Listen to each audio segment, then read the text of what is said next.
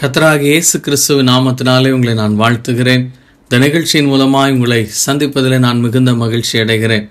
இந்த நாளிலும் நான் உங்களோடு கூட பகிர்ந்து கொள்ளும்படியான தேவனுடைய வார்த்தை நீதிமொழிகள் 15ஆம் அதிகாரம் 8ஆம் வசனத்தில் சொல்லப்பட்டிருக்கிறது.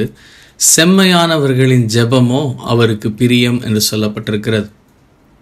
இன்றைக்கு அநேக காரியங்களை நாம் ஜெபிக்கிறோம், அநேக காரியங்களை தேவ சமூகத்தில் முறையிடுகிறோம், அநேக காரியங்களுக்காக பல நாள் காத்திருந்து நாம் ஜெபிக்கிறோம்.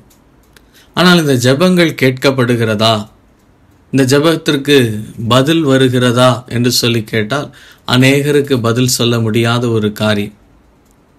எனக்கு அருமையான தேவஜனமே, வேதம் சொல்லுகிறது, இருதயத்தில் சுத்தம் உள்ளவர்கள் பாக்கியவான்கள், அவர்கள் தேவனை தரிசிப்பார்கள் என்று சொல்லப்பட்டிருக்கிறது. நம்முடைய இருதயமானது இன்றைக்கு எப்படிப்பட்டதாக இருக்கிறது? அந்த இருதயத்தில் யோசிக்கக்கூடிய யோசனைகள், அந்த இருதயத்தின் நினைவுகள் என்ன, அந்த இருதயத்தில் எப்படிப்பட்ட காரியங்கள் காணப்பட்டு கொண்டிருக்கிறது என்று சொல்லி நாம் ஆராய்ந்து பார்ப்போம் என்று சொன்னால் நாம் நம்முடைய ஜெபத்திற்கு பதிலை பெற்றுக்கொள்ள முடியுமா முடியாதா என்று சொல்லக்கூடிய ஒரு முடிவுக்குள்ளாய் நாம் கடந்து வரலாம். எனக்கு அருமையான தேவஜனமே, நாம் பரிசுத்தர் பரிசுத்தர் பரிசுத்தர் என்று சொல்லி எப்பொழுதும் போற்றப்படுகிற தேவனை நாம் ஆராதிக்கிறோம்.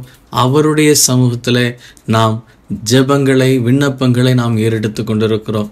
எனவே இருதயத்தில் செம்மையான நிலை காணப்பட வேண்டும், நம்முடைய வழிகள் செவ்வையான ஒரு வழியாய் காணப்பட வேண்டும். எனவே கர்த்தருடைய சமூகத்தில் நம்முடைய வாழ்க்கையை ஆராய்ந்து பார்த்து தேவன் பிரியப்படக்கூடிய ஒரு வாழ்க்கை வாழும்போது நிச்சயமாய் கர்த்தர் நம்முடைய வாழ்க்கையில மகிமையான காரியங்களை நமக்கு செய்ய அவர் உண்மையுள்ள தேவனாய் இருக்கிறார். எங்களை அதிகமாய் நேசிக்கிற அன்பின் பரலோக பிதாவே, உம்முடைய குமாரனாகிய இயேசு கிறிஸ்துவின் நாமத்தினாலே இந்த நாளிலும் கர்த்தாவே, எங்களுக்கு நீர் உணர்த்தி சொன்ன உம்முடைய வார்த்தைக்காய் நன்றியோடு ஸ்தோத்திரிக்கிறோம்.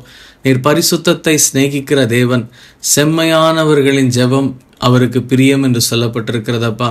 நாங்கள் பரிசுத்தம் உள்ளவர்களாய், எங்கள் வழிகள் பரிசுத்தமான வழிகளாய், எங்கள் இருதயத்தின் எண்ணங்களும் யோசனைகளும் செயல்களும் பரிசுத்தமாய் காணப்படும் போது நிச்சயமாய் அதை கேட்டு நீர் பதில் செய்கிறவராய் இருக்கிறீர், பலன் கொடுக்கிறவராய் இருக்கிறீரப்பா.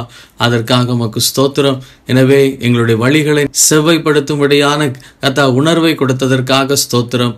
நாங்கள் எங்களை சீர்படுத்திக் கொள்ள எங்களை பலப்படுத்தும் மீட்பர் இயேசு கிறிஸ்துவின் நாமத்தினாலே ஜெபிக்கிறோம் எங்கள் ஜீவனுள்ள நல்ல பிதாவே, ஆமென்.